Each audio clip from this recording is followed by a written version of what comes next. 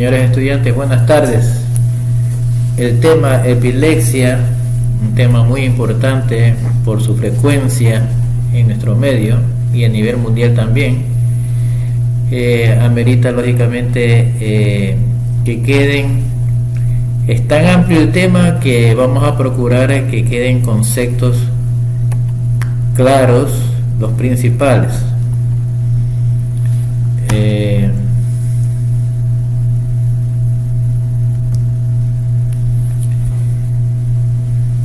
Es una enfermedad, la epilepsia como tal, que tiene tendencia a la cronicidad, ¿no? Es decir, a que pase el tiempo y se origina, hay una lucha por el control de esta alteración del ritmo eléctrico cerebral. No importa la edad del paciente, puede ser un niño, adolescente, adulto, anciano o de la tercera edad, no importa la edad, ¿no? Y se caracteriza pues por procesos convulsivos recurrentes. Se dice que en el mundo hay más de 50 millones de personas que lo padecen, y hay ciertas clasificaciones en cuanto a la epilepsia. Yo decía pues que hablar de una crisis epiléptica no es hablar de una epilepsia como tal. Así estamos acostumbrados a diferenciarla, peor a un estatus epiléptico. Cualquiera de nosotros puede estar expuesto a una crisis epiléptica, basta con que tengamos un cerebro activo ya para esta exposición. Habrá personas, por ejemplo, que tengan una hipoglicemia que nunca antes la habían presentado, ¿ya? Y ese puede ser motivo de que origine una crisis epiléptica, ¿ya?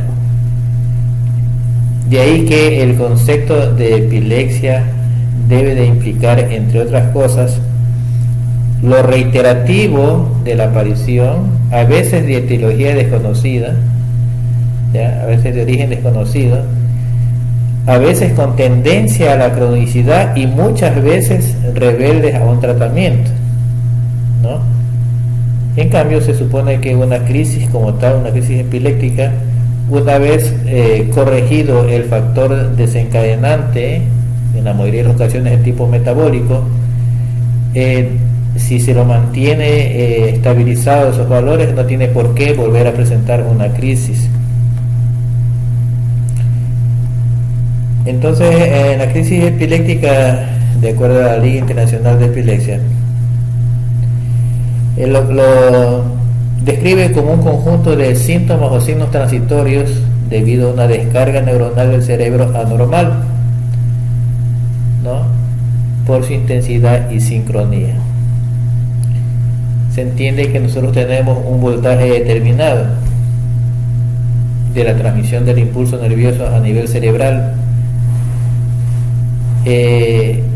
Las descargas eléctricas en la mayoría de las ocasiones se gesta sea a nivel cortical o subcortical, ¿ya? Pero cuando existe algún motivo, llámese funcional u orgánico, que actúa irritando ese lugar cortical, actúa como una resistencia, elaborando un hipervoltaje que se manifiesta externamente con la convulsión. Las disfunciones paroxísticas cerebrales cuya base no sea una descarga neuronal sincrónica no son crisis epilépticas. Las crisis epilépticas se originan en estructuras corticales y sus conexiones subcorticales. Son transitorias y breves, de breves segundos, 2 a 3 minutos, con un comienzo y fin brusco.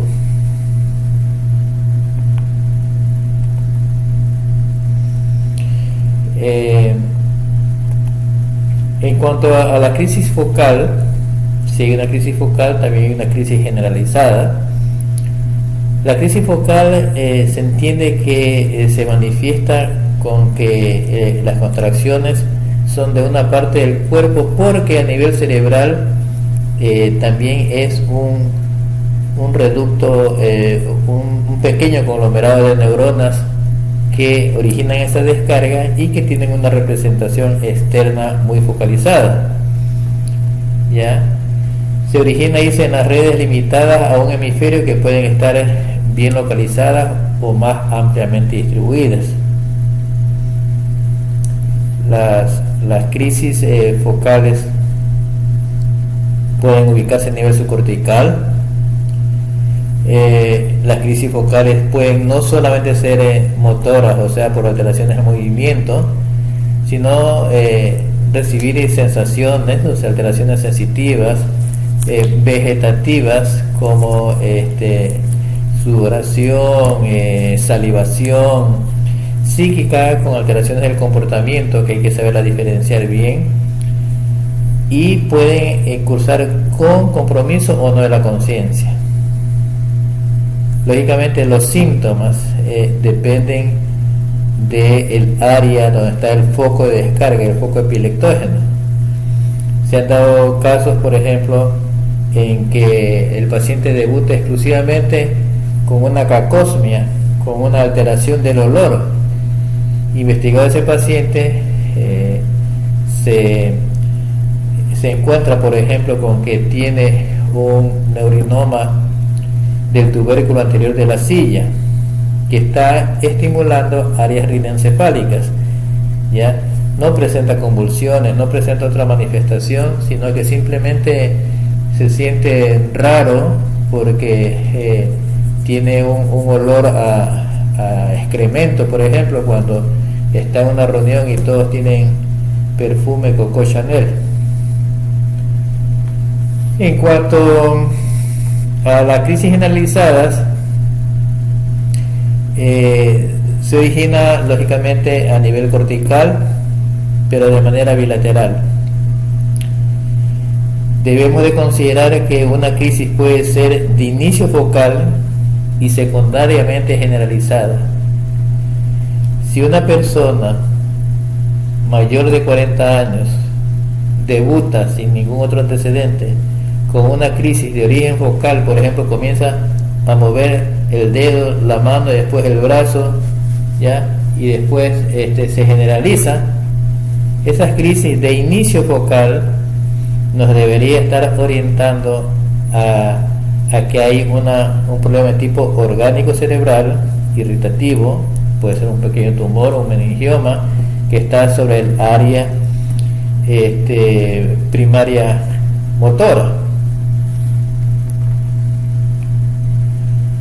Entonces seguimos avanzando en las crisis de origen desconocido, en la que esto posa pues cierta dificultad en la clasificación, si focal o generalizada. Crisis inclasificable es una crisis cuya clasificación, bien por falta de información o bien por sus características propias, resulta imposible. Hay, por ejemplo, me acuerdo de un paciente con una que desencadenaba una crisis que no sé hasta qué punto ponerla como inclasificable o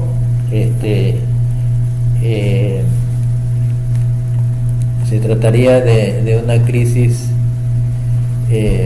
con síntomas vegetativos o reflejas. Era un paciente que nunca tenía crisis, pero cuando se le antojaba en la familia, en el almuerzo, comer maduro, basta con que comiera maduro y desencadenaba la crisis. Yo incluso asistí a su domicilio, lo documenté, lo comprobé, este tipo de raras crisis. La crisis provocada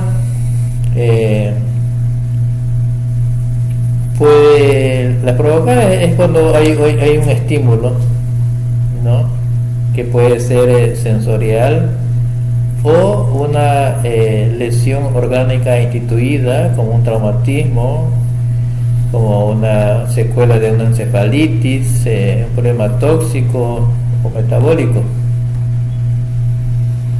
Crisis precipitada dice que sucede por intervención de un factor inespecífico como la privación del sueño, el estrés o el abuso del alcohol.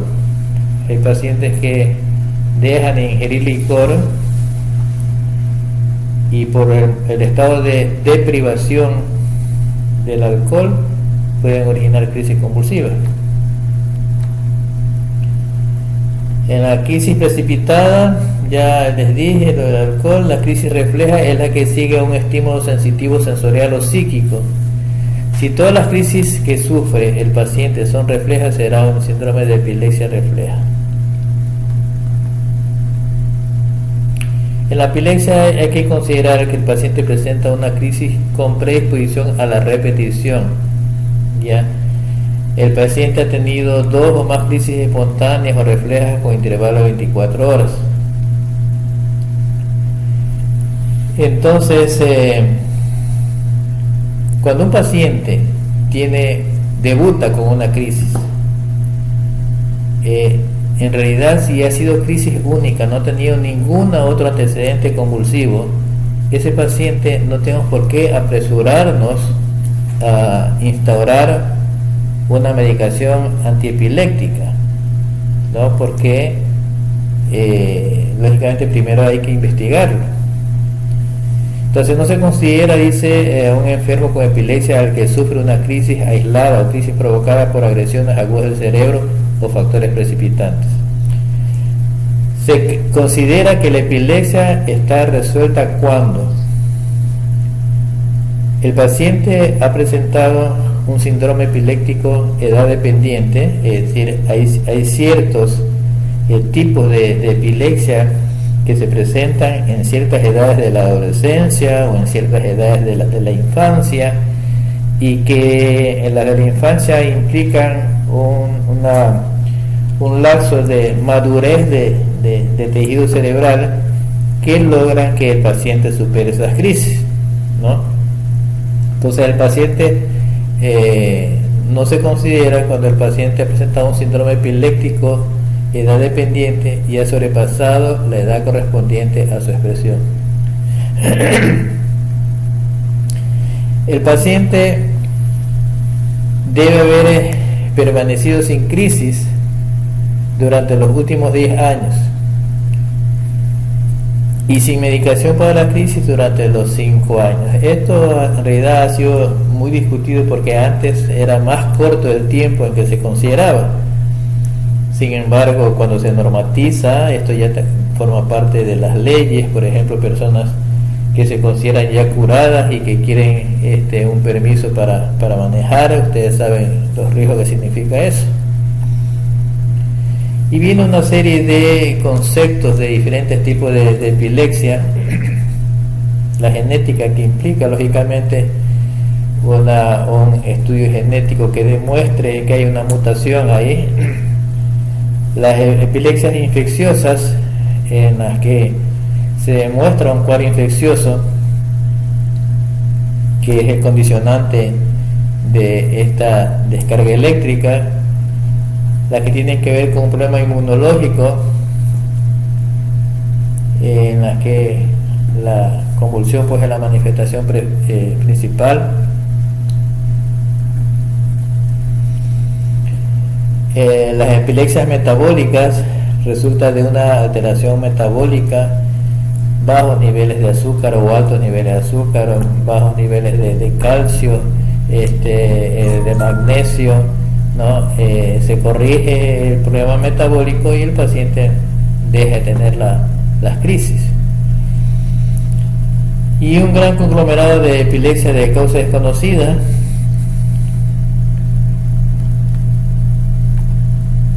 Ahora, en cuanto a la epilepsia, actividad y en remisión, dice que una epilepsia está activa cuando el paciente ha sufrido una crisis en los últimos 2 años y que la epilepsia está en remisión si no ha habido crisis durante 2 años. No nos olvidemos que esto forma parte de un proceso evolutivo en la que se dice que un paciente podría, ya leímos, estar libre de epilepsia cuando ha pasado 10 años sin ninguna crisis y dentro de esos 5 años sin haber tomado medicamentos antiepilépticos.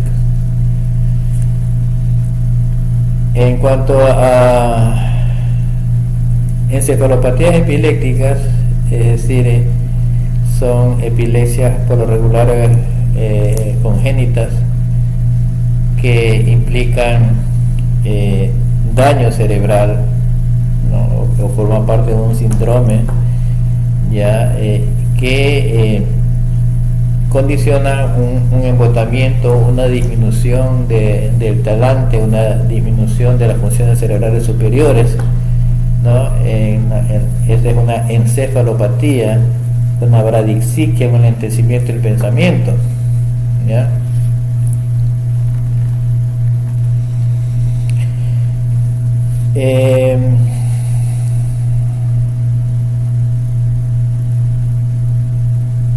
Bueno, aquí está tocando algo sobre la muerte súbita.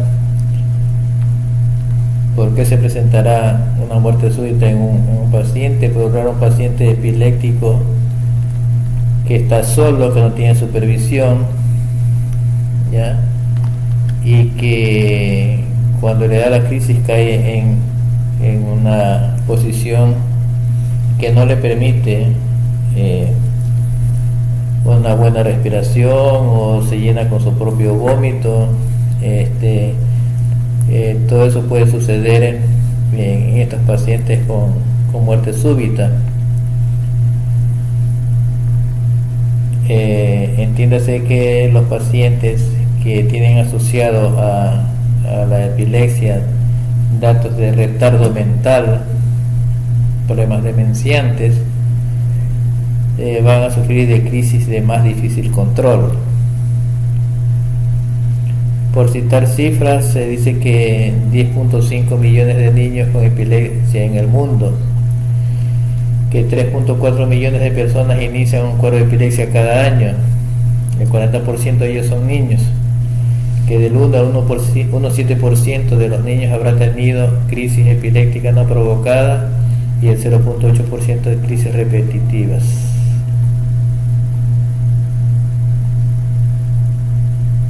Un tercio de las epilepsias desaparecen en la pubertad, es cierto. La etiología es variada. Toda lesión orgánica cerebral expone a dejar una cicatriz y a originar un problema de epilepsia. Entre las etiologías, lógicamente, varían con la edad. Entiéndase que en los más pequeños, en los neonatos, podríamos citar la falta de madurez cerebral, podríamos citar las hipoxias en partos prolongados, por ejemplo. Ya no es lo mismo que en pacientes de la tercera edad, por ejemplo, en que lo que sucede en ellos es están más expuestos a las caídas, a las secuelas o procesos cicatriciales de los básculos cerebrales, a los tumores, ya ¿qué podrían ser los condicionantes? Hay en ciertas regiones, incluso aquí de nuestro país y a nivel mundial, que hay enfermedades endémicas parasitarias como la malaria, la neurocisticercosis, que pueden ser los condicionantes del origen del problema. Ahí tenemos los neonatos, la hipoxia, isquemia perinatal, las infecciones, traumatismo encefálico, trastornos metabólicos, malformaciones congénitas, trastornos genéticos, por citar algunos. Al otro extremo de las edades, a los 50 años, dice ahí, a los adultos mayores, es el accidente vasculocerebral como secuela, como cicatriz que dejan. Entre los 18 y 50 años, los traumas craneoencefálicos, ustedes ven la cantidad de personas en motos que se estrellan y dejan cicatrices en su cerebro, asociados al alcoholismo. los tumores cerebrales, los problemas metabólicos, hepatopatías, hipoglicemia, alteraciones electrolíticas. En cuanto a la fisiopatología de la epilepsia, nosotros tenemos que tener claro que en el cerebro existen ciertos elementos que deben estar en un equilibrio, y cuando ese equilibrio se rompe, entonces contribuyen al desencadenamiento de la descarga eléctrica, y es conveniente por eso conocer que no todas las epilepsias pueden tener el mismo tratamiento, porque dependiendo del mecanismo fisiopatológico, ¿no?, que tiene cada tipo de, algunos tipos de crisis, es que hay que ser selectivo con el tratamiento de acuerdo a cómo funciona ese medicamento. La disminución del flujo del sodio, con lo que se logra conseguir un retardo en la despolarización, es una de las maneras de pensar. Hay que tomar muy en cuenta, por eso, a los pacientes que se les da, por ejemplo, carbamazepina por largo tiempo, y a lo mejor en dosis que ameritan un poquito de valores más elevados, esos pacientes pueden hacer un síndrome secundario a la hiponatremia.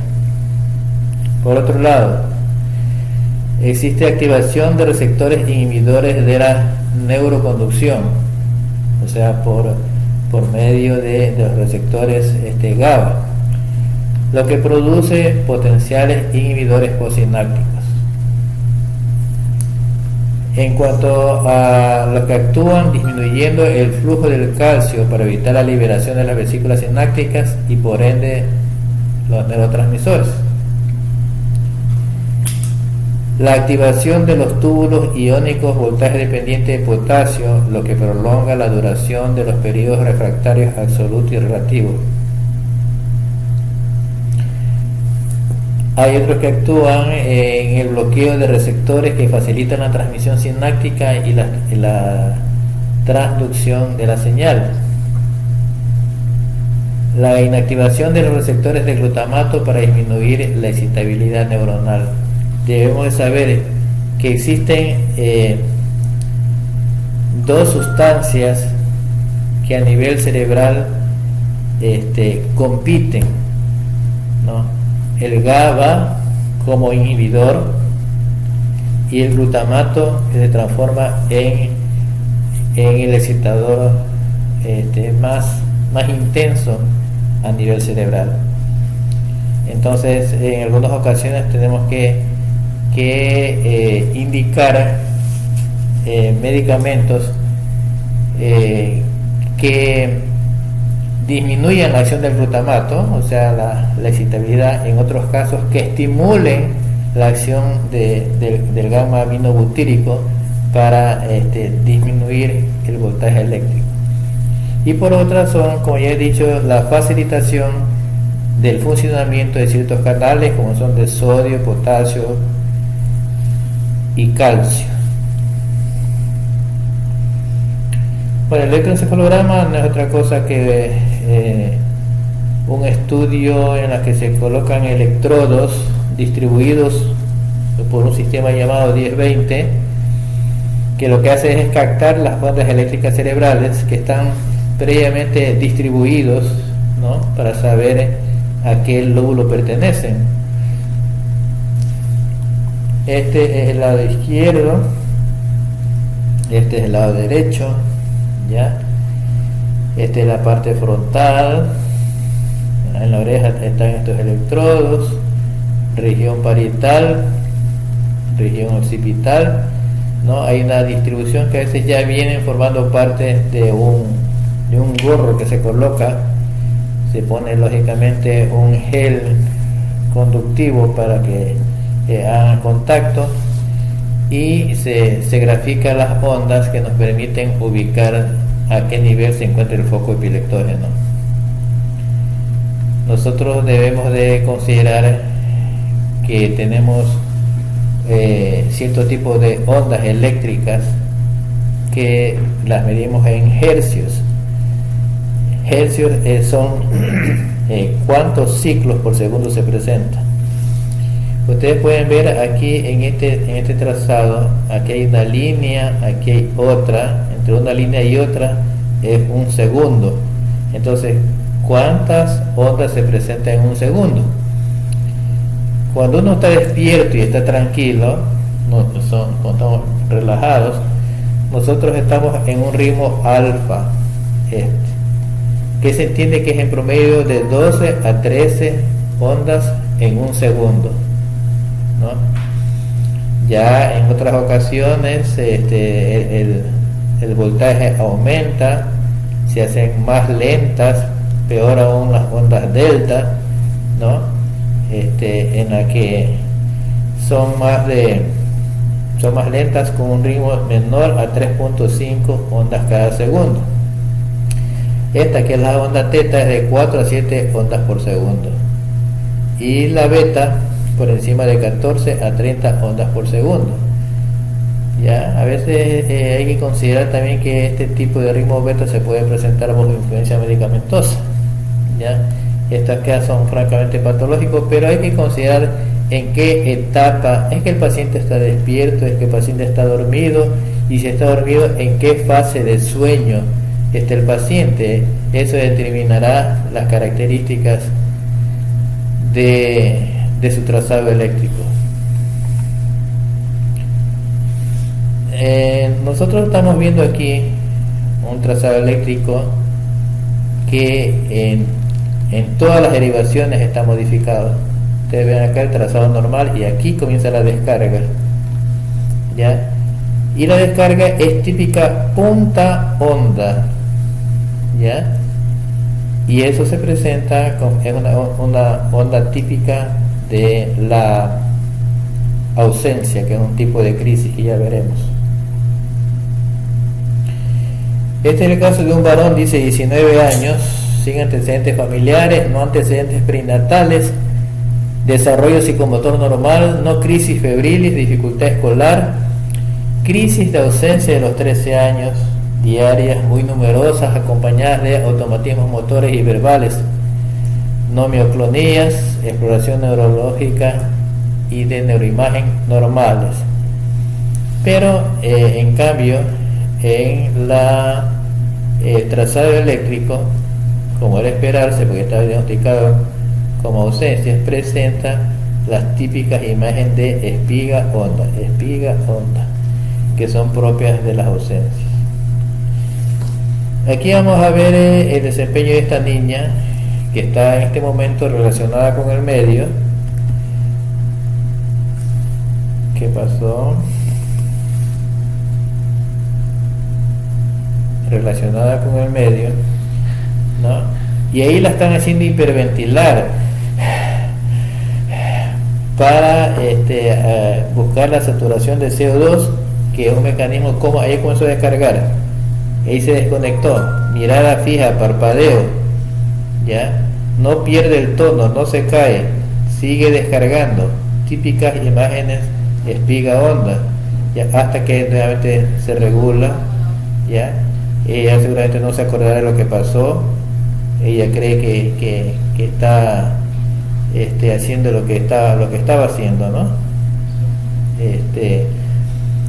Ustedes han notado aquí una crisis de ausencia, cuya onda de trazado es espiga onda, que por lo general se presenta en niños, en pacientes jóvenes, muchos de los cuales en la adolescencia desaparece esto, lógicamente con tratamiento bien dirigido, y que el paciente no pierde el tono, que dura segundos, se desconecta por segundos, que a veces las profesoras, cuando no conocen el caso, los cogen a los niños que están sentados en la primera fila, los cocachean, hoy no se distraído, y que lo que pasa es que el niño ha tenido una ausencia, como dura segundos y después sigue normalmente, ni se dan cuenta del asunto.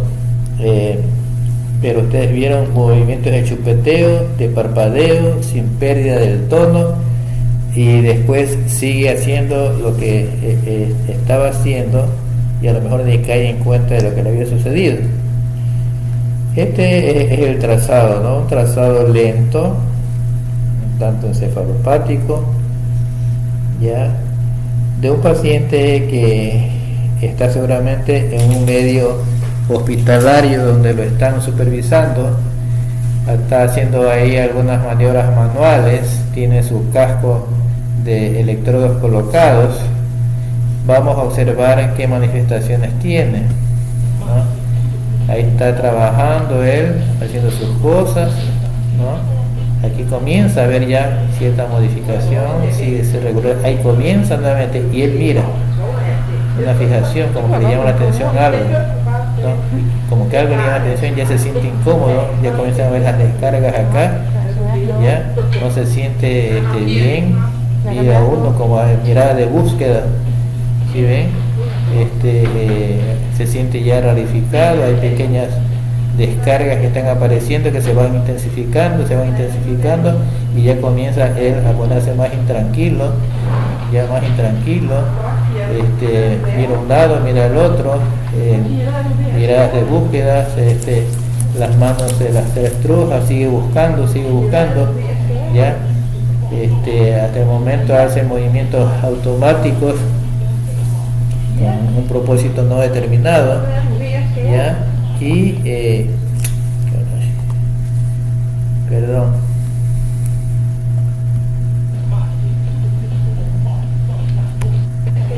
ya,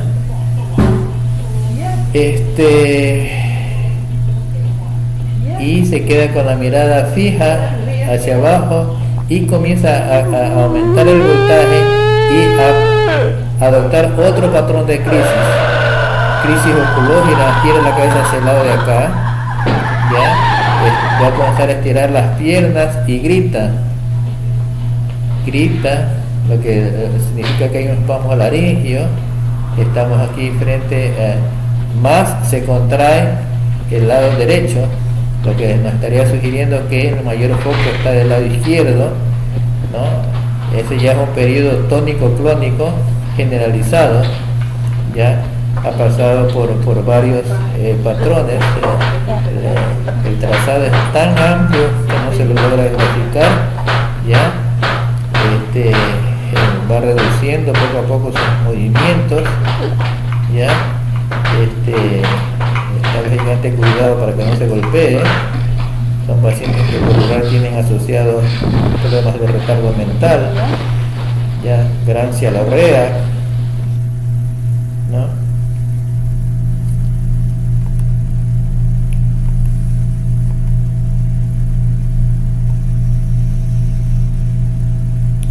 Bueno, en las crisis tónico-clónicas generalizadas en ocasiones hay ciertos pródromos del paciente, irritabilidad, cefalea, desasosiego, y aquello que llamábamos antes ahora no es otra cosa que la misma crisis que ya se ha iniciado, que da esas manifestaciones hasta que definitivamente el voltaje aumenta, ¿no? Hay muchos pacientes que logran tener conciencia a ese inicio y ya se conocen tanto que cuando están solos incluso cogen o se sacan machón para hacer un bulto y se acuestan porque saben que tienen que protegerse para no golpearse, o buscan un lugar donde no golpearse, ya. Esas son las manifestaciones prodrómicas, ya.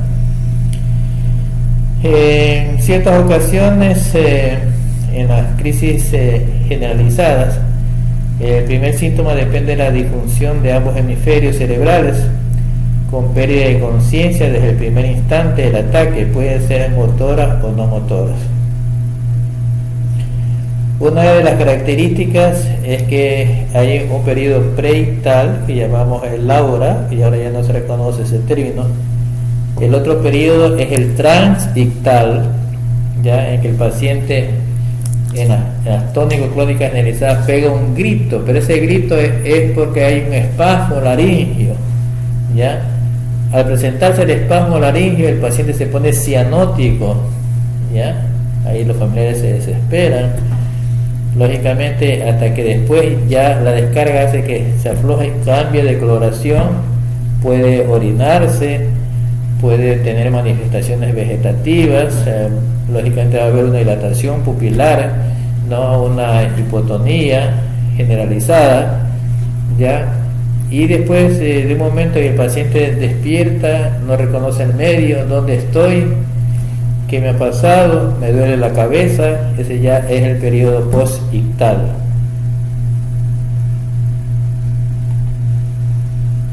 En las crisis mioclónicas, lo que sucede es que hay un grupo de músculos que son los que se contraen, ¿ya? Puede suceder que un paciente vaya con unos platos y lance los platos, por ejemplo, ¿ya? Pero esas son bastante focalizadas. En cambio, las crisis mioclónicas generalizadas se presentan con gran frecuencia en pacientes que han tenido un proceso isquémico cerebral difuso por ahogamiento, por atragantamiento, por ahorcamiento, ¿no? O falta de oxígeno por inmersión. Entonces deja una fina capa generalizada cortical que origina este tipo de crisis. Y dice que aparecen espontáneamente provocadas por estímulos sensitivos sensoriales y son facilitadas por la fatiga, el estrés, el alcohol, la privación del sueño. Toda crisis, lógicamente, puede estar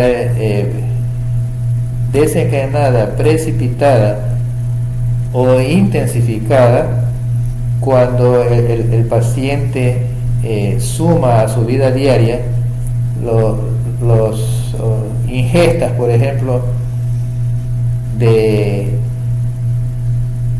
sustancias que le van a aumentar el voltaje, como el café negro, las colas negras, el chocolate, el licor. Y a veces, en cuanto al licor, se pasa una noche maravillosa, pero es al día siguiente o al segundo día que viene la gran crisis convulsiva, ¿ya? Y la otra importante es el sueño. El sueño es un momento fisiológico en la que una serie de sustancias liberamos durante el día y durante el sueño que se regulan estas sustancias, por un lado, y por otra parte el sueño reparador permite regular los voltajes que están elevados, ¿ya? Si nosotros no dormimos y existe ya un terreno previamente abonado para las convulsiones, lógicamente hay que corregir eso, porque si no el paciente está expuesto a las convulsiones. Lo de las crisis, los diferentes tipos de crisis, ustedes ya saben, eso de aquí es tónico, esto es clónico, ¿ya? Esto es tónico clónico alternado, ¿no? Y las atónicas, en que el paciente simplemente pierde el tono muscular y cae al piso sin tono, se golpea, se hace heridas en el cuero cabelludo, anda siempre con heridas, ¿ya?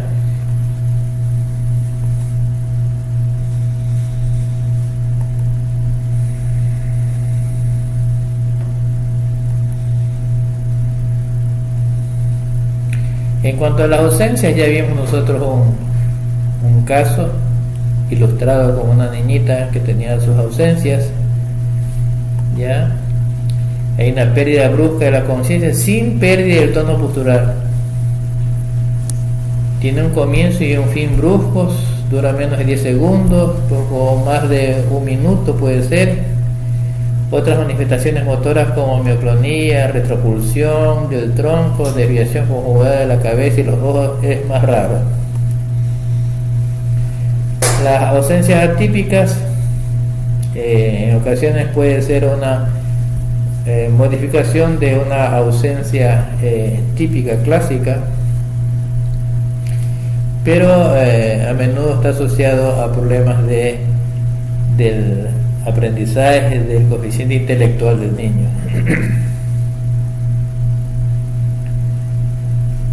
Ya dijimos que hablar de una crisis focal es porque asimismo, como el foco de descarga está bastante bien reducido a nivel cortical, ya la representación de la manifestación del movimiento también es muy circunscrita.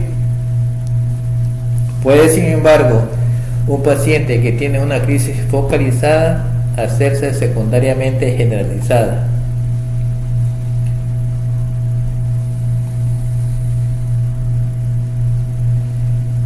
Entre los síntomas sensitivos no solamente son crisis, en las focales no solamente son crisis motoras, sino que también sensitivos y vegetativos. Por ejemplo, puede haber sensación de quemazón, de dolor, hormigueos a nivel de piel en un lugar determinado. A nivel occipital sabemos que tenemos ahí el área 17 de Brodmann en la cara medial, que es la corteza primaria visual, y si tenemos un foco ahí de descarga, un foco epileptógeno, el paciente puede originar destellos visuales. No es raro encontrar pacientes que van a una reunión social ya y cuando acuerdo la foto antes con peor cuando habían esos grandes flash, y cuando le lanzan el flash caen se desmayan o pueden originar una crisis, ya. Entonces porque el estímulo se entiende que en ese caso estaba ubicado el foco epileptógeno en el área primaria visual. En los síntomas vegetativos, el paciente puede presentar dilatación pupilar, sudoración, cambios en la coloración de la piel, palidez, taquicardia o bradicardia, ¿no?, entre las diferentes manifestaciones de tipo vegetativas. Los automatismos que pueden estar formando parte incluso de otro tipo de crisis, a veces no son puros, puede haber chupeteo, ¿no?, deglución a repetición, apertura y cierre de las manos, cambios en la expresión basal. Ya vimos cómo se frotaban las manos el otro paciente, o coge las ropas, se las tira o se coge los genitales. Bueno, son crisis que siempre se repiten con las mismas características en estos pacientes.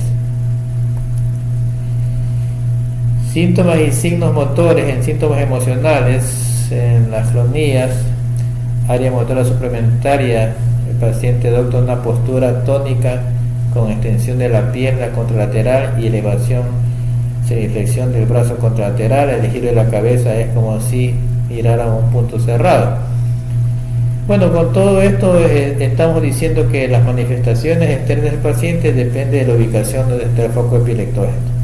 Y hay una serie de variantes, de las que incluso las pocas que se han nombrado, hay alternancias, hay variantes, dependiendo de hacia dónde se dirige el foco de descarga, qué áreas nomás estimula. Puede comenzar estimulando una área muy pequeña, pero después la descarga puede irse ampliando.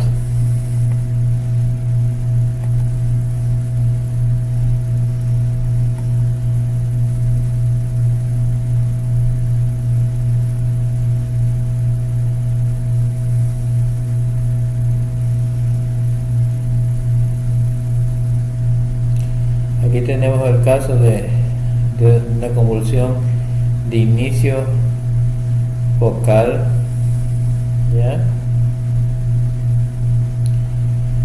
que hay que saberla diferenciar. A veces algunos creemos que el paciente está fingiendo, ¿no?, porque se ríe el paciente,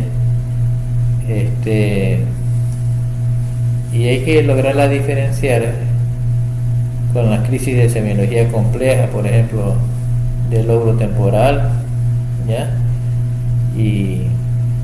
O de problemas de conducta.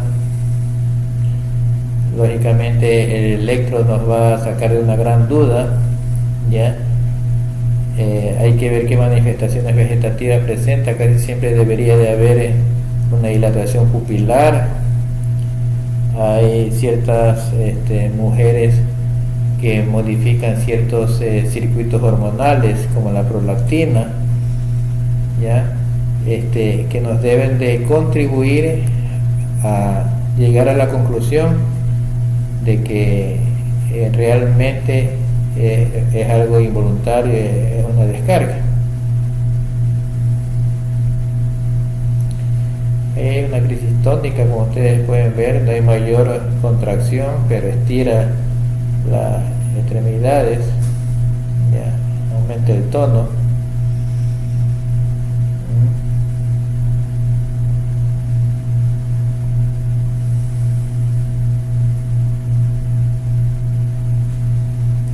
Claro que son personas que se la están utilizando para hacer estas simulaciones, seguramente, porque en una camilla de esas cualquiera se va al suelo, a ver si se va, él sabe que de ahí para allá cae. Bueno, pero miren, esa crisis comenzó como clónica y después isotónica, ¿ya? Llegando a una posición casi de opistótonos.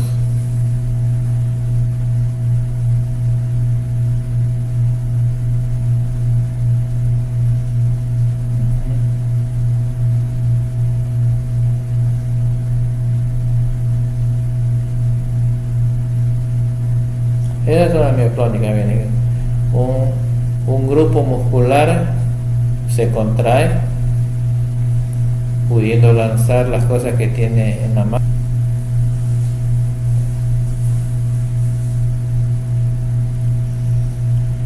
Ahora existe dentro de esto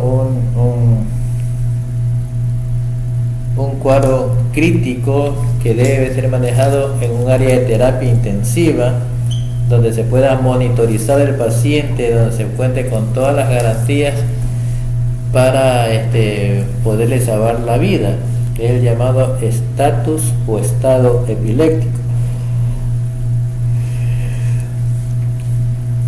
Un estatus epiléptico no es otra cosa que una manifestación. Puede haber estatus epiléptico convulsivo, hay que aclarar eso, convulsivo y no convulsivo.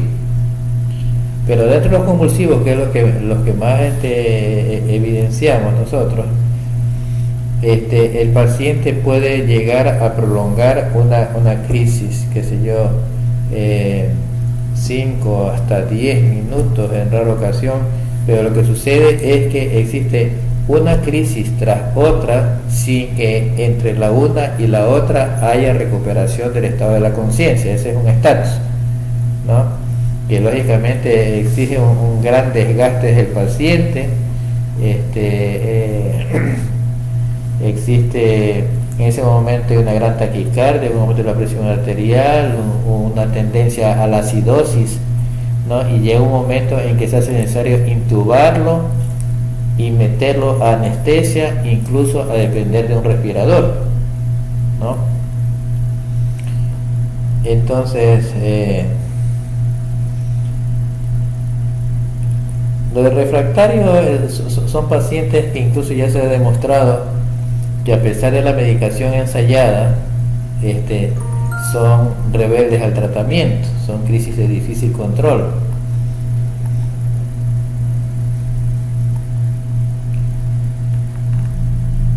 Hay un estado de mal focal, repetimos que es algo que tiene un foco muy determinado y que da una manifestación clínica también muy focalizada, ¿ya? Por lo regular, la generalizada es aquella que implica ambos hemisferios. En este caso nomás hay un foco determinado en uno de los hemisferios. Bueno, la etiología es variada, puede ser traumática, puede ser infecciosa, puede ser hereditaria, y lógicamente, como les dije, son rebeldes al tratamiento. Para ellos habría una opción más remota, que es la cirugía de epilepsia, para lo cual hay que seleccionar bien a un paciente y durante el transoperatorio, cuando estamos viendo la corteza cerebral, se colocan ahí electrodos y se tiene en el transoperatorio diferentes trazados eléctricos. Tenemos electroencefalógrafos ahí que permiten identificar bien cuál es el área epileptógena que debe ser extraída. Lógicamente hay colegas que se dedican específicamente a la cirugía de epilepsia.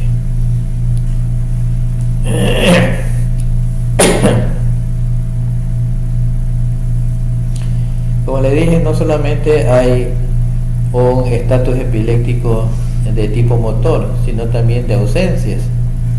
¿Ya? Es conveniente ver, por ejemplo, si el paciente durante esa desconexión que tiene no pierde el tono, pero está ausente y sus pupilas están dilatadas, ¿ya? El paciente se mantiene, por momentos puede abrir un tanto los ojos, relacionarse y volver a caer a lo mismo. Entonces ese paciente también debe ser tratado con todas las exigencias de un estatus. En el estado epiléptico hay un patrón a seguir, ¿no? Y cuenta mucho el tiempo. Entonces, primero hay que establecer el diagnóstico de estatus epiléptico. ¿Ya? Más de 5, seguramente va a presentarse más de 5 minutos de actividad epiléptica continua o crisis recurrente. Se le oxigena al paciente, se le busca una buena saturación de oxígeno, hay que buscar una vía venosa permeable y se aprovecha para sacar una muestra de sangre para valorar cómo está su gasometría, cómo está la glicemia, cómo está la función hepática, los electrolitos, etcétera, ¿no? Para ver si no existe un condicionante que haya contribuido a precipitar la crisis. ¿Ya? Se le administra una solución salina para mantener una vía venosa permeable, y lógicamente debe evitarse soluciones glucosadas, porque, como habíamos visto antes, facilita la precipitación a la acidosis metabólica. El segundo paso, se administra tiamina. En este caso es un respaldo por los medicamentos que vamos a administrar. El lorazepam, ¿no? Que más bien se lo da para yugular la crisis, ¿no? Para controlar, a sabiendas de que casi de inmediato vamos a tener que poner un anticonvulsivante de primera línea. La dosis de lorazepam es 0.5 miligramos por kilogramo intravenoso. Se lo puede administrar a una velocidad de 2 miligramos por minuto. Eso ya hay un aparato que lo deja calculado para que pase a esa velocidad.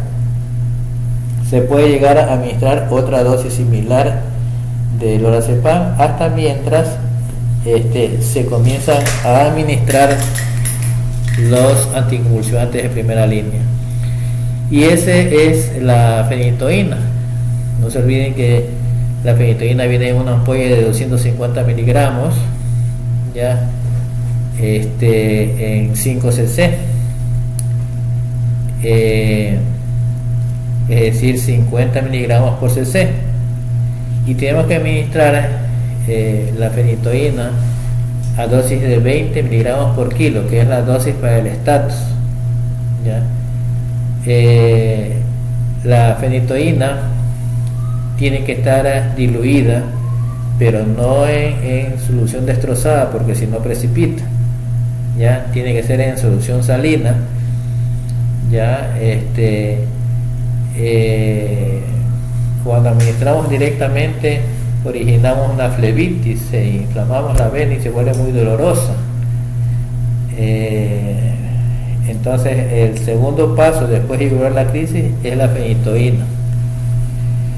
Aún así, si el paciente persiste con su crisis, se puede administrar una nueva dosis de fenitoína, ¿no?, a dosis máxima de 30 miligramos por kilo. Se le administró la fenitoína y el paciente no mejora o no controla su crisis, ya ahora hay que intubar al paciente, no queda otra, porque vamos a comenzar a utilizar medicamentos que van a deprimir su centro respiratorio y hay que intubarlo previamente. En ese momento administramos el fenobarbital igual que el Epamin, con la fenitoína a 20 miligramos por kilo, lentamente, ¿no? Y después se comienza ya a utilizar ciertos medicamentos ya anestésicos, como el pentobarbital a dosis 5 miligramos por kilo,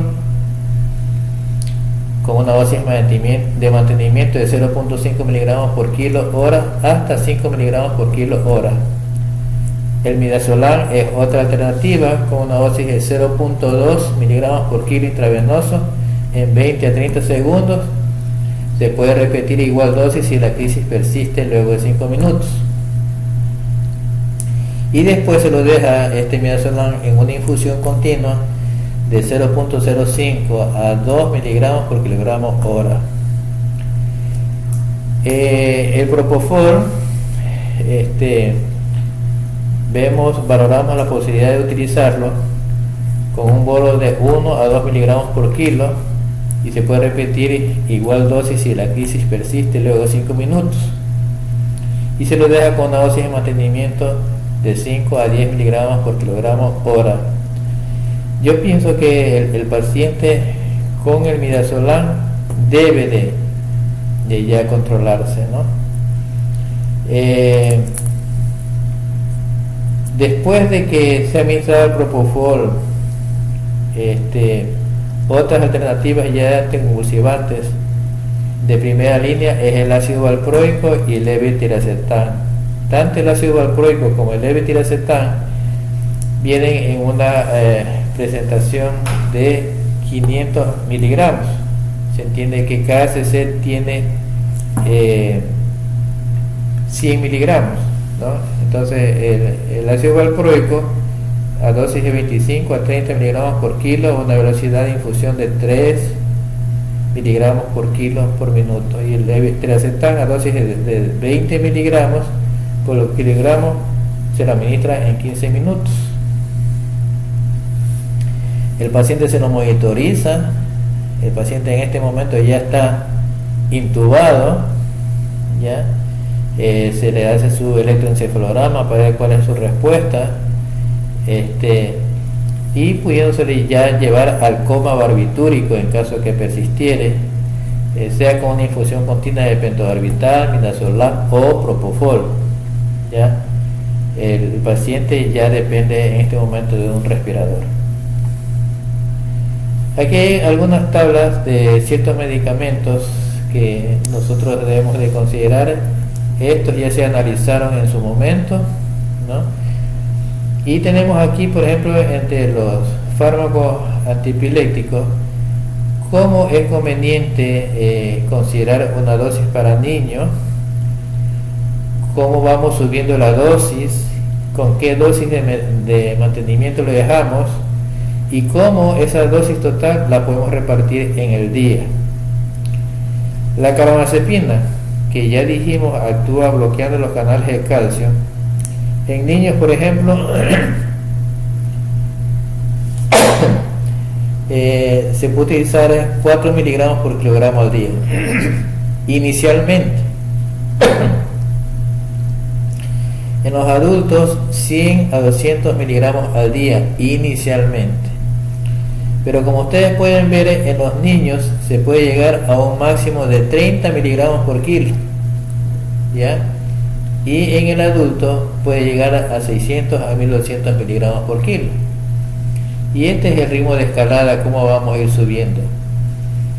La carbamazepina es un excelente medicamento, uno de los más antiguos, pero ideal para el tratamiento de la epilepsia tónico-clónica, por ejemplo.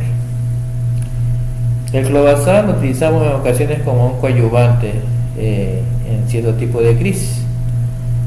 Ya en niños se comienza con 0.25 miligramos por kilo día, y en los adultos 10 a 15 miligramos día.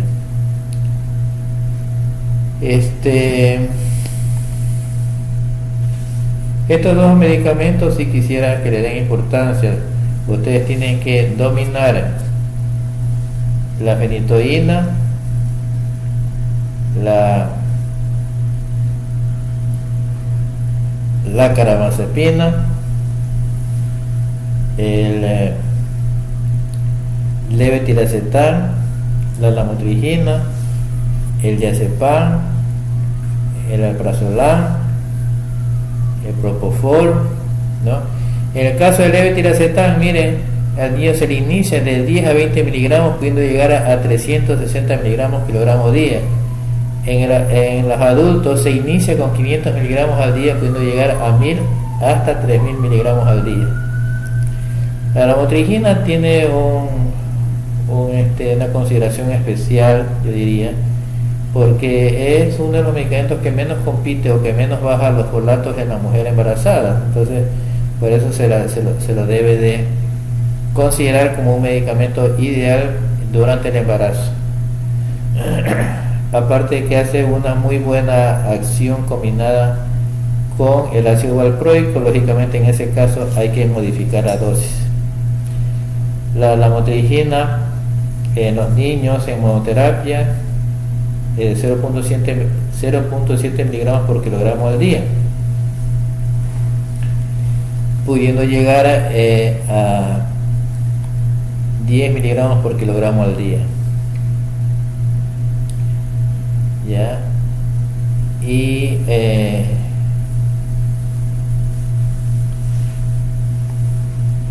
acá tenemos otros cuadros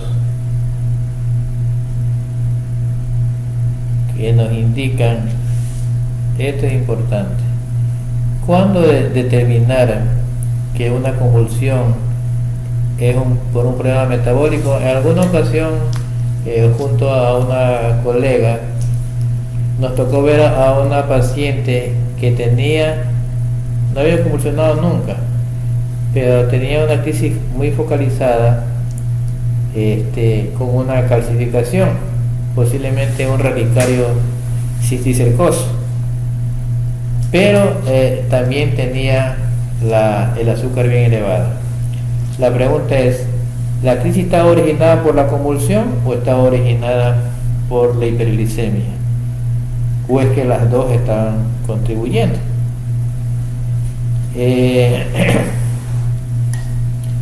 En realidad, si la crisis se inició focalmente, era mi razonamiento de que quien estaba desencadenando la crisis era la calcificación, porque por lo regular, en la mayoría de las ocasiones, cuando es metabólico, es generalizada la crisis. Sin embargo, aquí hay algunos parámetros de los niveles séricos propuestos, ya, de cuándo se puede presentar, por ejemplo, un síndrome convulsivo por disminución de la glucosa o por aumento. Menos de 36 es por una hipoglicemia que puede generar convulsiones, y más de 450 miligramos por dilución por decilitro, es el momento en que puede presentar una crisis de origen metabólico con cetoacidosis en este caso. El sodio menos de 115 puede originar convulsiones. El calcio menos de 5 puede originar convulsiones. El magnesio menos de 0.8 puede originar convulsiones, y el cromo más de 10 miligramos puede originar convulsiones. En cuanto a la fiebre, debe de considerarse también que en ocasiones hay pacientes que presentan crisis convulsiva y fiebre. Hay que no dejar de preguntar, ¿es que la convulsión fue primero y después la fiebre? ¿O es que la fiebre ya la tenía y después vino la convulsión? Porque en ocasiones una descarga eléctrica puede estimular los centros hipotalámicos encargados de controlar la temperatura y se puede presentar una hipertermia de origen central, ¿ya? Y en ocasiones sucede eso, ¿ya? Viene la descarga y después viene la fiebre porque se estimuló estos centros. Bueno,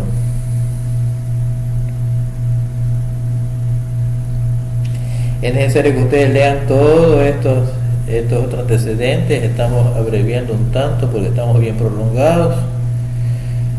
Es indudable que para un buen diagnóstico la historia clínica es importante. Es que cuando fue niño tuvo datos de dificultades al nacer, datos de hipoxia neonatal, hubo trauma al nacer, hubo algún proceso infeccioso en los primeros meses de vida. Aparte de usted, ¿qué otro familiar convulsiona? Para ver si no hay un componente de herencia familiar. ¿Ya? Si ya es un adulto de seres traumáticos, traumas, traumas craneoencefálicos, sigue vigente la posibilidad de... Hay personas que, por ejemplo, tienen un trauma y a veces traumas un poco severos y no han convulsionado, pasados unos meses y a los años vienen a convulsionar. No, pero eso fue hace tiempo. Si hace tiempo usted adquirió ahí una cicatriz que ahora le está originando el aumento del voltaje. Lógicamente, una buena historia clínica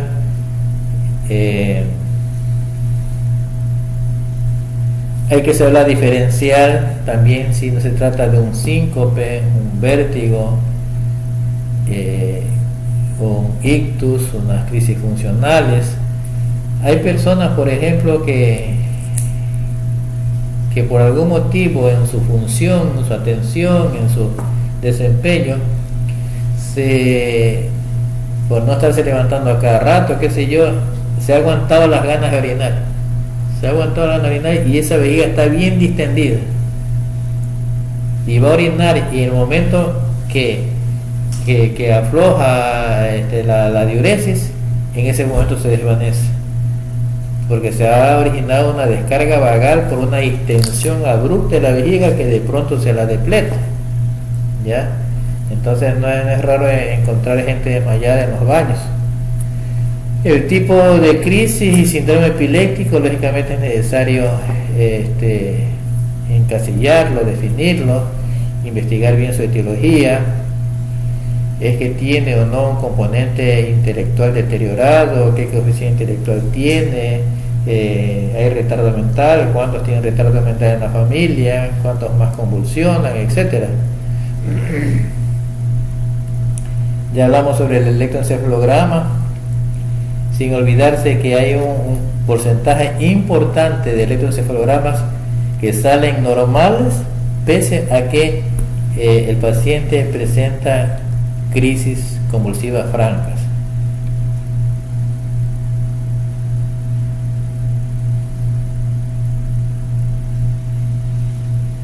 El electroencefalograma está indicado en todo fenómeno paroxístico en que se sospecha una causa de origen cerebral. Yo particularmente el electroencefalograma le doy gran importancia en el pronóstico de evolución. Considero que una crisis convulsiva típica debe ser diagnosticado clínicamente.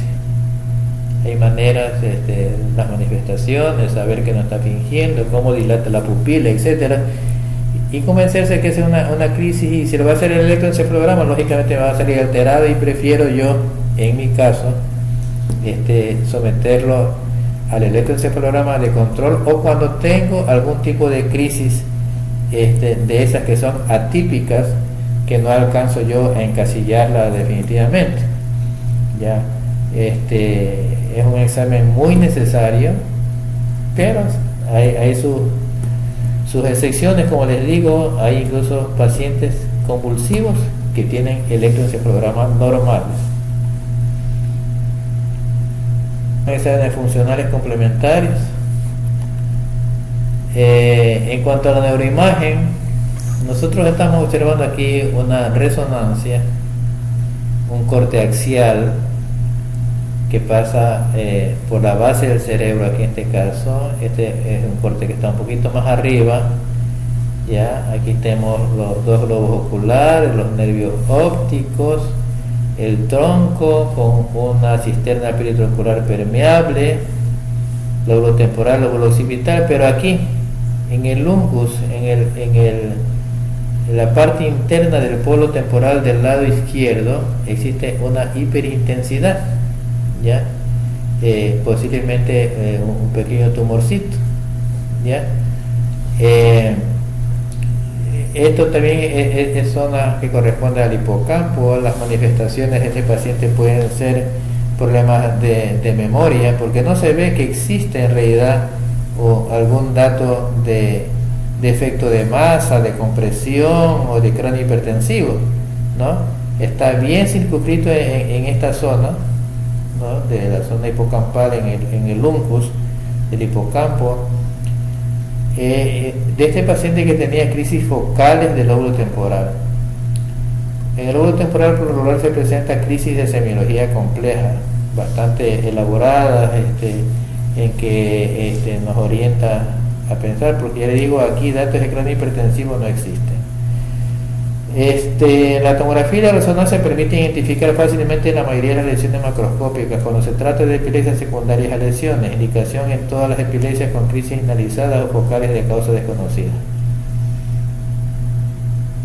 Bueno, entonces afortunadamente ahora contamos con estos exámenes muy sofisticados que dan una muy buena calidad de imagen.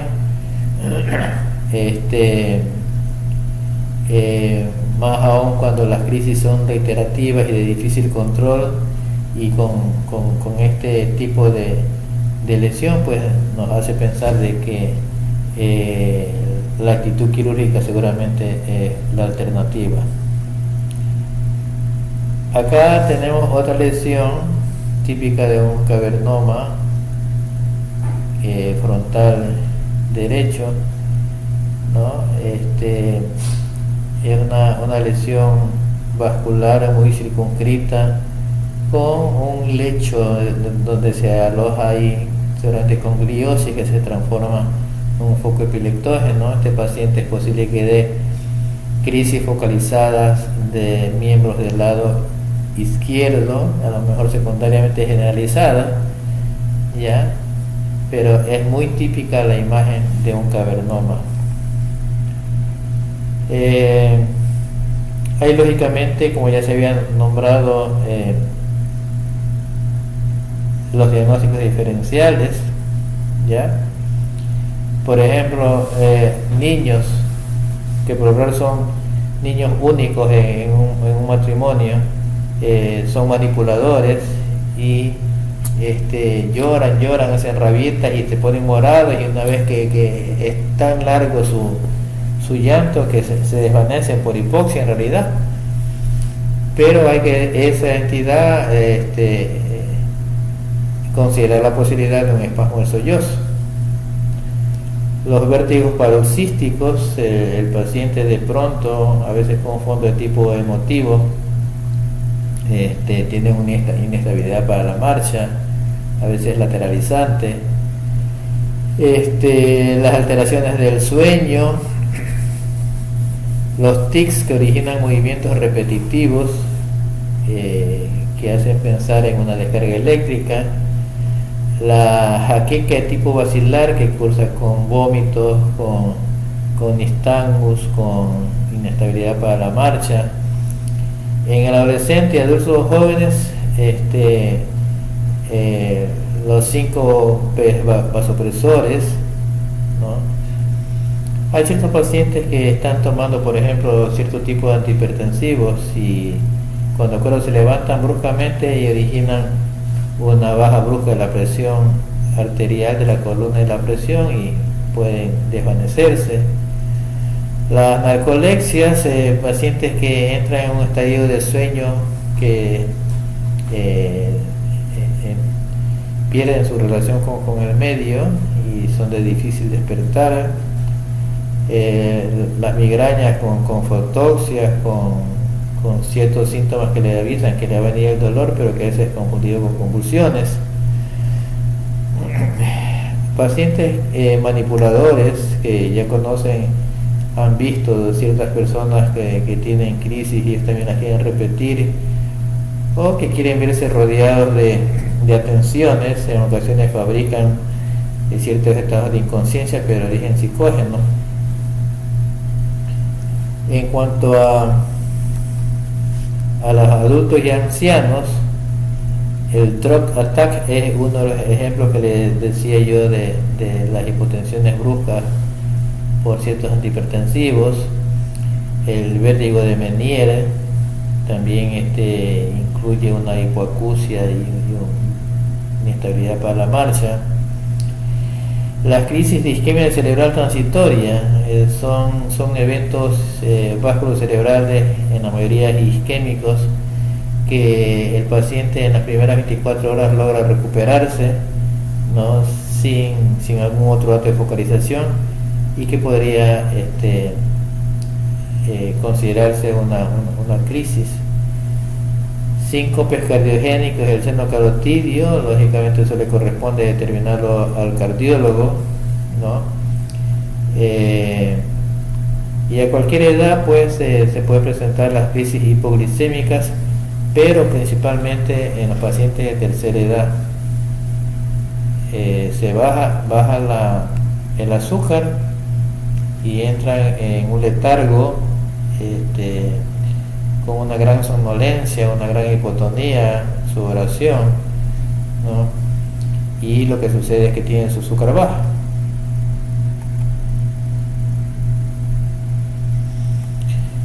Bueno, yo creo, compañeros, que hemos tratado este tema, que a ustedes les corresponde interesarse, ahondar un poco más. En cuanto al pronóstico, ya lo habíamos hablado. Depende del tipo de crisis, depende el apego que se haya tenido con el medicamento, ¿no? Aquellos que toman la medicación a medias, que se pegan sus tragos, etcétera, son aquellos que vivirán con sus crisis y nunca se curarán. En cambio, las otras personas que sí cumplen perfectamente las indicaciones y la medicación, de seguro que van a controlar el problema siempre y cuando se llegue de manera oportuna. Y el pronóstico de superación pues está supeditado a que hayan pasado al menos unos 5 años sin tomar medicamento y que hayan llegado hasta 10 años sin ninguna crisis. Es a considerar esa posibilidad.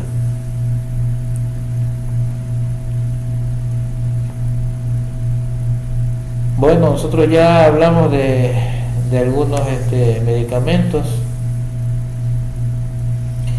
Hablamos del fenobarbital, cuya presentación viene en tabletas de 100 miligramos y una ampolla también de 100 miligramos, ¿ya?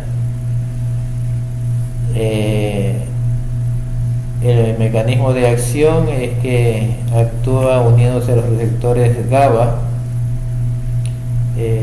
originando una acción inhibidora a nivel de esos receptores. Dentro de los efectos adversos está la depresión respiratoria, ataxia, mareo, somnolencia, es decir, es un barbitúrico, ¿no? Todas estas son manifestaciones propias de un barbitúrico. En los adultos podemos llegar hasta los 800 miligramos intravenosos. En los niños mayores de 12 años 8 miligramos por kilo de peso al día, repartido en 2 dosis. Hay efectos adversos como la depresión respiratoria, ataxia, o sea, son pacientes más que todo en la medicación intravenosa que ameritan supervisión. La primidona es un medicamento que no existe en nuestro medio, que sí hubo en nuestro medio, pero que ya no está en el mercado. La fenitoína es un medicamento que deben de sabérselo al revés al derecho, porque es uno de los que más se utilizan en nuestro medio, por su antigüedad, por su bajo precio, por su accesibilidad, a pesar de que tiene ciertos efectos secundarios que bien controlados pues son manejables. Ya les dije que vienen en ampollas de 250 miligramos en 5 cc, que una cucharadita de 5 cc corresponden a 125 miligramos, y que también vienen en cápsulas de 100 miligramos. Que el mecanismo de acción es bloquear los canales de calcio, que la dosis es el promedio de 10 miligramos por kilo de peso al día, repartido en 2 dosis. Pero cuando se trata de un estatus epiléptico, por favor, cuando se trata de un estatus epiléptico, es que es 20 miligramos por kilo. Es un medicamento que se metaboliza a nivel de hígado. Todos estos medicamentos tienen algún margen de teratogenicidad. Labileporino, disrafismo, ¿no?, en las mujeres embarazadas.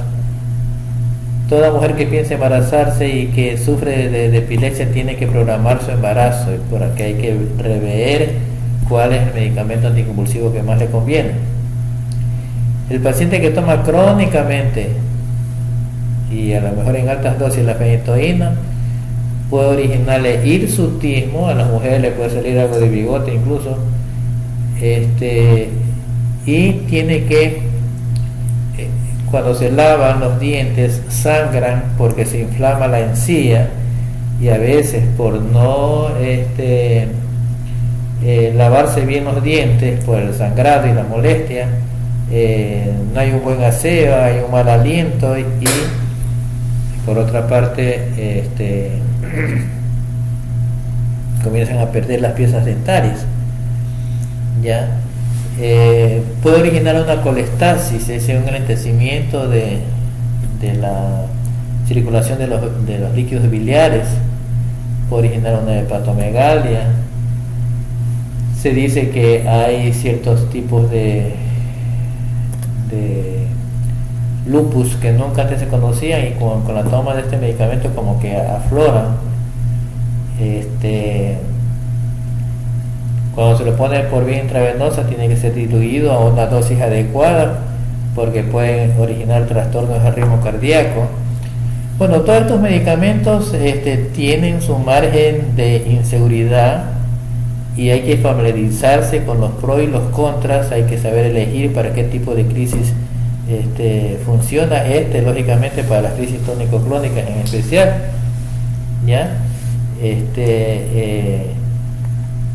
La carbamazepina es otro medicamento, ¿no?, que se presentan en tabletas de 200, 400 miligramos, en suspensión de 100 miligramos en 5 cc, una cucharadita tiene 100 miligramos. El mecanismo de acción, ya le había explicado, actúa sobre los canales de sodio, y hay que tomar muy en cuenta que a veces hay ciertos pacientes que vienen con una astenia, con vómitos, a veces con diarrea, porque presentan a causa de este medicamento una hiponatremia. La dosis terapéutica es de 6 a 12 miligramos por kilo de peso, dividido en 2 tomas. Puede originar cierta somnolencia, mareos, principalmente al inicio, y ya después el organismo lo acepta.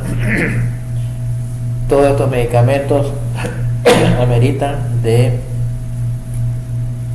supervisión en cuanto a exámenes de sangre para discrasia sanguínea, cómo están sus pruebas hepáticas, cómo están los electrolitos, principalmente el sodio. El ácido valproico es otro medicamento de gran utilidad en nuestro medio. Ya viene en cápsulas de 500, en líquido oral de 200 miligramos por mililitro, pero ese es en el Valcote, ya.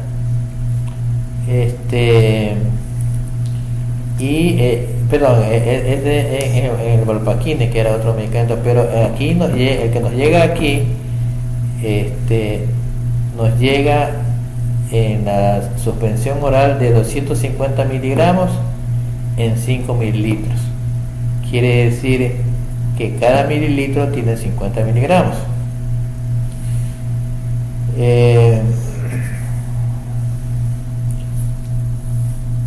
El mecanismo de acción es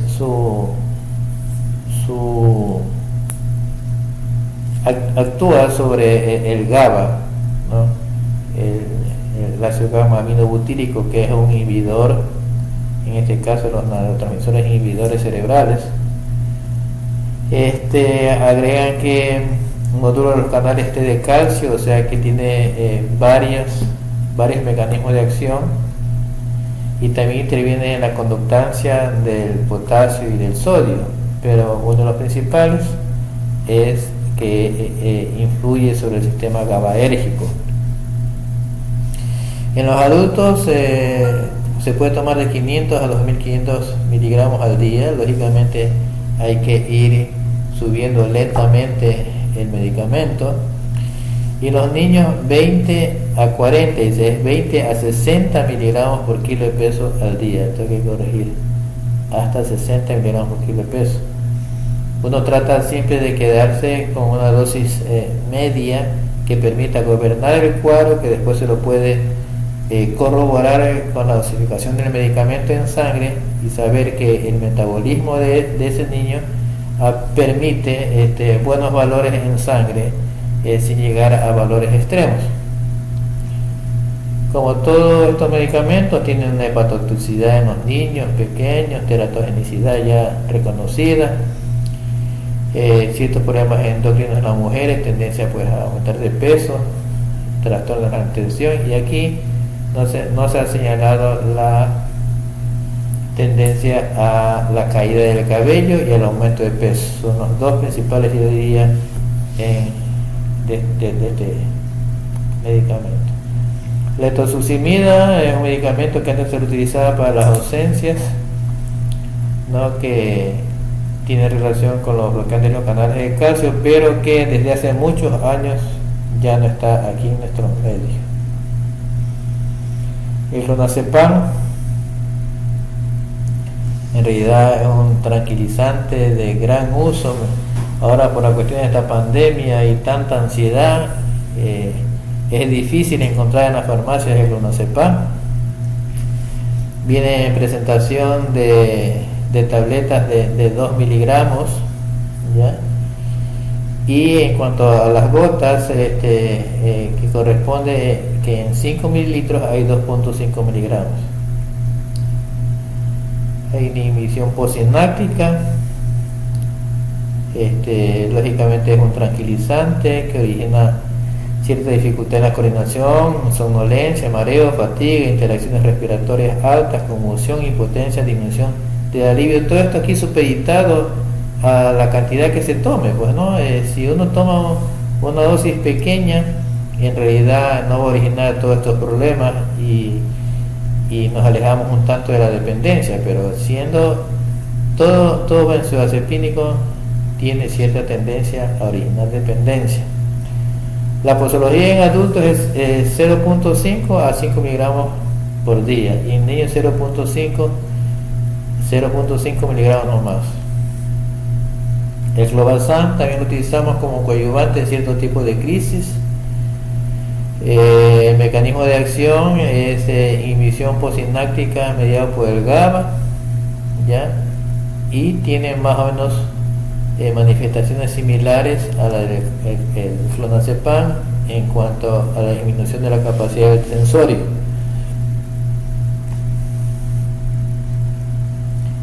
La lamotrigina, que es uno de los medicamentos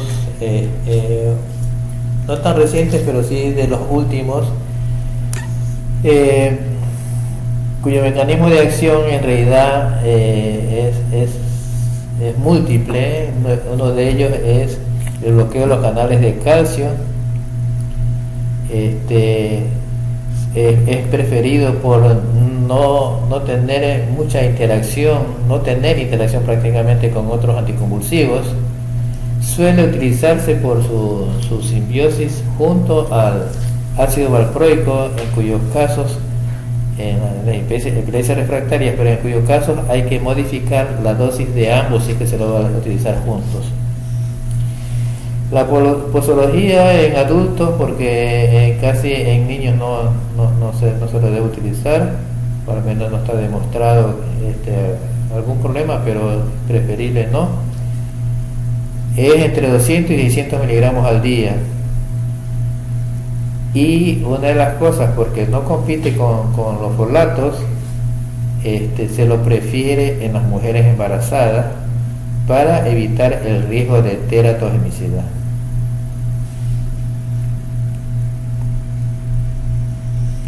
La gabapentina es un antiepiléptico, pero que en nuestro medio al menos más se lo utiliza en ciertos casos de crisis infantiles, he notado, pero que en la mayoría de ocasiones lo utilizamos por problemas neuropáticos. El levetiracetam también es un medicamento muy requerido en los actuales momentos. Hay presentaciones en tabletas de 250, 500, 750 y 1000 miligramos, ¿no? Y también hay últimamente la presentación en ampollas, ¿no? Ampollas de 5 cc, de 100 miligramos por cc, y que se utiliza principalmente en el estatus epiléptico. Actúa sobre receptores del GABA y también en los casos de los canales de cloro, calcio, cloro y potasio, en el caso de las crisis focales generalizadas idiopáticas. ¿En qué dosis? De 500 a 1000 miligramos día, ¿ya? En dosis de inicio, y ya después se puede lograr, dependiendo del caso, llegar hasta 3000 miligramos al día, repartido en 2 tomas diarias. La pregabalina igual es un medicamento anticonvulsivo, pero que en nuestro medio, o al menos yo lo utilizo más en moduladores de problemas neuropáticos periféricos. La vigabatrina merece una especial atención porque en realidad es un anticonvulsivo de no uso tan común, pero que tiene sus especificaciones muy bien señaladas, que no existe aquí en el medio, que hay que estar encargando afuera, y que se utiliza en crisis de difícil control, como en el caso del síndrome de West. El síndrome de West es un síndrome epiléptico, pero es un síndrome epiléptico, sí, de niños de hasta 6 meses, que pueden estar asociados a retardo mental, ¿no? Que pueden presentar variantes, manifestaciones de contracciones, que implica una encefalopatía epiléptica, ¿ya? Crisis de difícil control, con deterioro de su coeficiente intelectual en muchos casos, y que hay 2 medicamentos para el tratamiento del síndrome de West. Una que es la esclerosis tuberosa y otra que es la adrenocorticotropina. Una que es la vigabatrina y otra que es la adrenocorticotropina. En realidad, en la esclerosis tuberosa, que se caracteriza por epilepsia, por adenomas sebáceos en el dorso de la nariz y por retardo mental, ¿no? Es un cuadro, otro tipo de crisis de tipo genético, ¿no? De difícil control, ya es donde tiene su utilidad prioritaria la vigabatrina. En los otros casos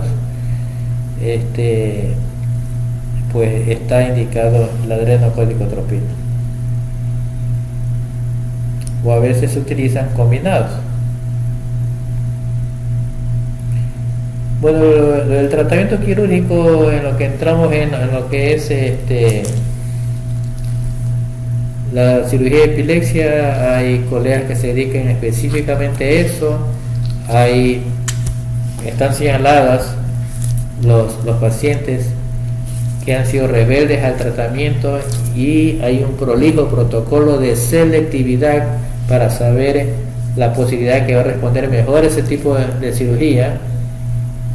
Durante el tramo operatorio el paciente está monitorizado con electrodos en la superficie cortical. Existen varios electroencefalogramas que permiten ser selectivos en la resección de los focos epileptógenos, ¿no? Como les digo, no es una panacea, pero en realidad hay escuelas que han demostrado el gran beneficio que tienen estos pacientes.